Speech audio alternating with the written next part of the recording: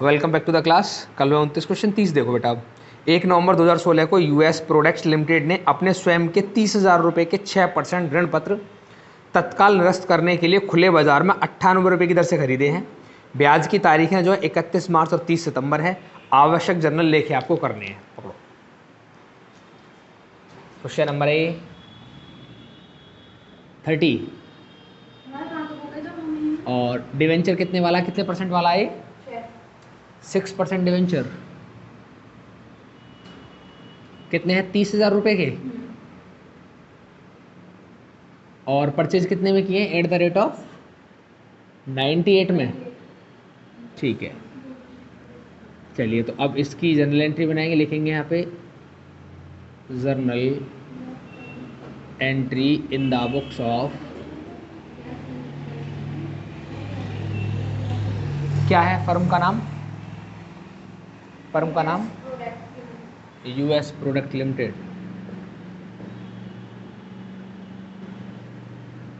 चलिए पहली एंट्री बनाएंगे 6% डिवेंचर अकाउंट डेबिट, फिर लिखेंगे interest on debenture account debit और to bank account being debenture purchased. कितने रुपए में खरीदे? 98 में। क्वेश्चन में चेक कर लो, 98 रुपये जो है ब्याज सहित है, ब्याज सहित है तो बैंक में आएगा। फिर इधर 98 रुपये का डिवेंचर है। कितने डिवेंचर रहेगा हमसे पता लगा सकते हैं यहाँ से बेटा। 30,000 रुपये की डिवेंचर 98 में खरीदा, इसका मतलब 100 का डिवाइड लाइन कितने हो जाएंगे? ये 300 डिवेंचर है टोटल मिला के। तो 98 मल्टीप्लाई बाय 300 कर दो जरा, कितना? 29,400। अब इसके बाद में इंटरेस्ट अभी अभी हमने कैलकुलेट किया था, इधर कर लेते हैं कैलकुलेशन ऑफ इंटरेस्ट।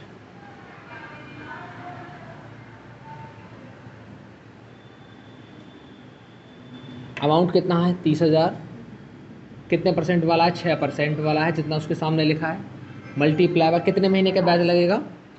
उसने खरीदे 1 नवंबर में, और ब्याज मिलता कब है? किस डेट को मिलता है ब्याज? नहीं, ब्याज किस डेट को मिल रहा है? 30 सितंबर और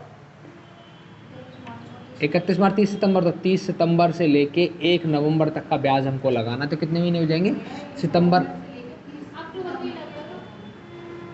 नहीं, सितंबर पहले आएगा, नवंबर बाद में आएगा। तो सितंबर से नवंबर तक ऐसे, और नवंबर से सितंबर तक तो बहुत सारे महीने हो जाएंगे ना। हाँ, तो सितंबर तो छोड़ना पड़ेगा, अक्टूबर लेना, नवंबर को भी छोड़ना पड़ेगा। 1 नवंबर है उधर, तो कितना आएगा? 1/12 है। इसको सॉल्व करेंगे, कितना आ रहा है? 150 रुपया।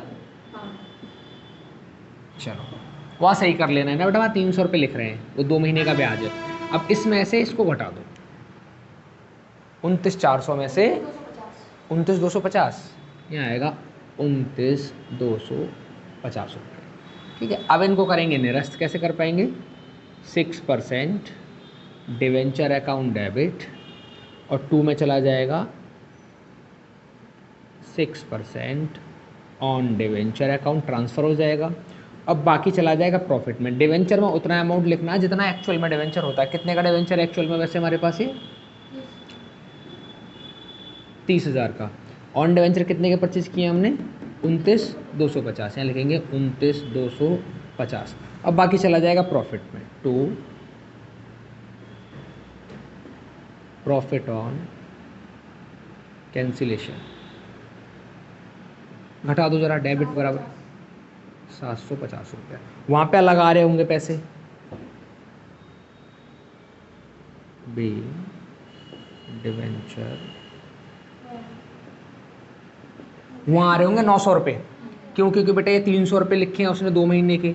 अगर 300 के अकॉर्डिंग करोगे तो यहाँ वैल्यू 300 रहेगी, यहाँ पे और कम हो जाएंगे 29,50 शायद, है ना?